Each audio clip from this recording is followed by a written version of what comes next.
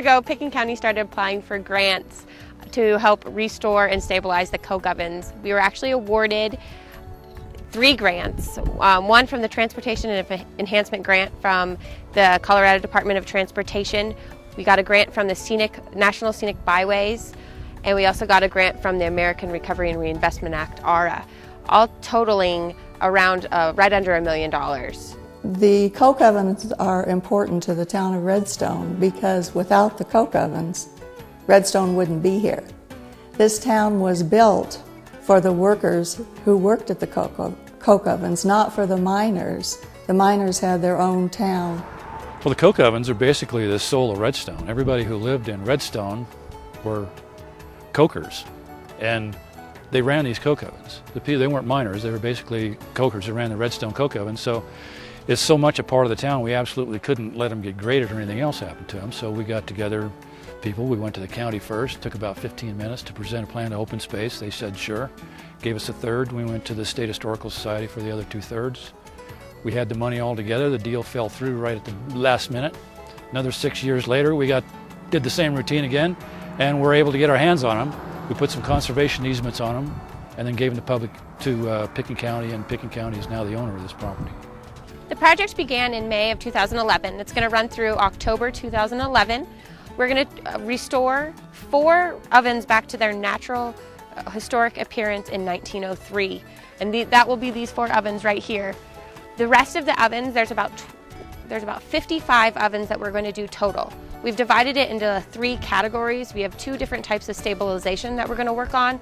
And then a few of the ovens behind the trees over there, those will have limited work done on the ovens, which would just be nearly forming the arch, making them stable enough so they're not going to deteriorate in the next few years. The guy who owned all this, John C. Osgood, he was the 6th wealthiest guy in America at the time. The 6 wealthiest guys in America at this moment are the guys who started Google. They're both worth about $19 billion. That's how much money this guy had. A lot of it came from right here. The coal barons, and one of whom built the town of Redstone, his name was John Cleveland Osgood, and he came here in the 1800s, just after the Ute Indians left the valley, and discovered that this valley has some of the best coal in the country. Really good coal, metallurgical coal. Right, metallurgical coal. What was happening back then is that steel was just being formed, just being used to build buildings, and steel had to go through a process with very hot. It was very hot. The only thing that could be used for those fires back then was coking coal, which Redstone had. Well, if you can imagine, before oil, before gasoline, before any of the fuels that we have that power America and the world now, the only thing there was coal. If you owned the coal, you had everything. And Osgood had more coal deposits in the West than any. He was called the fuel king of the West. That's basically what he had. So when we got more industrialized, and all the locomotives and the factories and everything else that used coal came further and further west, his properties became more and more valuable. He became richer and richer, and he took advantage of it. I mean, he created a big steel operation and all the rest, but eventually it's all controlled by stock. It becomes financial, and I think the financial thing ended up taking a large piece of his wealth away, all but the money, all but the cash, let's say. These ovens here are the ones that are going to be rebuilt to the way they looked in 1903, and the rest of these guys, well, you can tell right here. Here's a good example. See this? These 2 bricks right here? I was over here 2 weeks ago and they weren't laying here. You can see the red stuff on the back of it is sort of the annealing that takes place on the inside of these ovens. That brickwork just came right out of that shell within the last 2 weeks, just as a natural part of it weathering. And if we didn't do something about that, eventually, slowly but surely, all this brick comes out of here and lays here looking exactly the same way.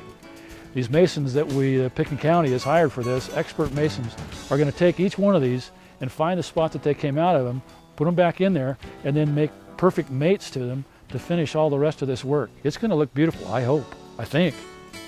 This is the only picture that we had to work with our engineer that actually shows what the construction of the ovens are like. But you can see these guys on there. The ones that are most proud, these guys right here have the trowels. They're the masons. So that makes them the big shots. And the rest of these guys with the poles are the hod carriers. They're carrying brick and mortar. And there are a couple of kids here. Here's a little kid and he's got a little dog right there. You can barely see him. But yeah, these guys worked hard to fix that. They were working in the winter there. Here's a shot from 1925, or the 20s, let's say mid-20s, when the coke ovens are still in, they weren't in operation, but they're still in pretty enough good shape to be seen there.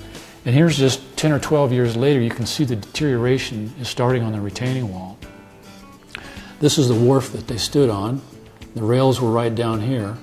In World War II, the rails were pulled up. And you can see these iron frames here in the ovens were probably, I would have pulled them out as well.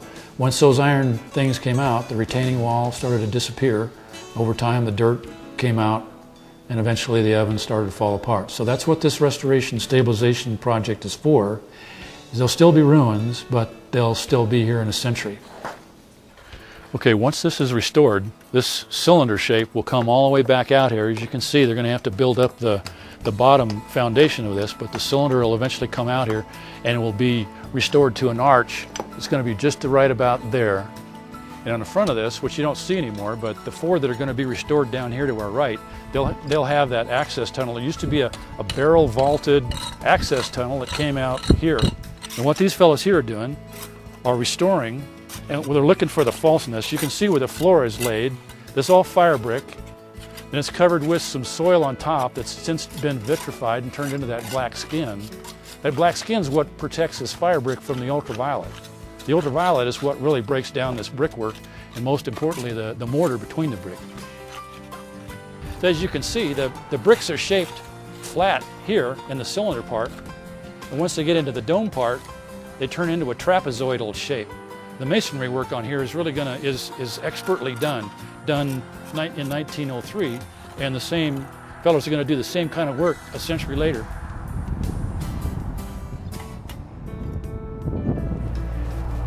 You can see right here, as this oven started to fail, the coking process started to blow the impurities actually right through the joints and help to eventually start to melt this whole part of the wall out.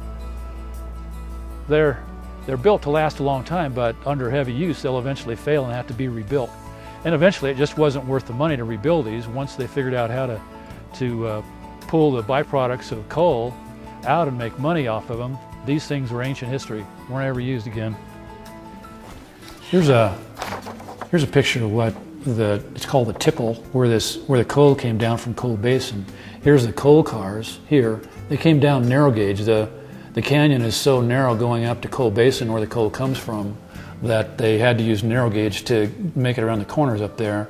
They would dump off the coal here in this tipple, and then here's another shot from the highway. What you're looking at now is where the highway is. But here's a shot of this tipple, and this coal would come down, narrow gauge, drop in there. They would take the bigger stuff, sell it to smelters elsewhere, put the smaller stuff down into the coke ovens. You can see the smoke coming out of the top of the coke ovens right there. But basically what happened, there was a huge trestle down there. A donkey, mule let's call them, mule with a car would come up here, dump coal in the top of these coke ovens. They'd pack up the front of the door and cook them for 48 hours, kind of without oxygen. Turns coal into coke. Coke is what this is. It's lighter than air, stronger than steel.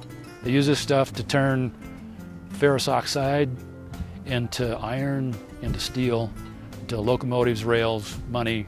Basically, coke is at the heart of this chemical secret, let's say, that they discovered for making huge piles of money.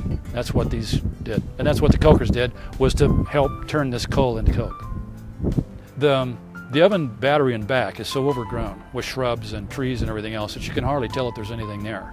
And eventually the roots will disintegrate all these ovens and there won't be anything left. There will just be a pile of rocks and bricks, as you can sort of see has happened here.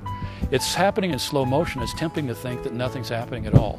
But it's slowly, over time, all of this has come apart. The retaining wall that was on here is all gone, as you can see.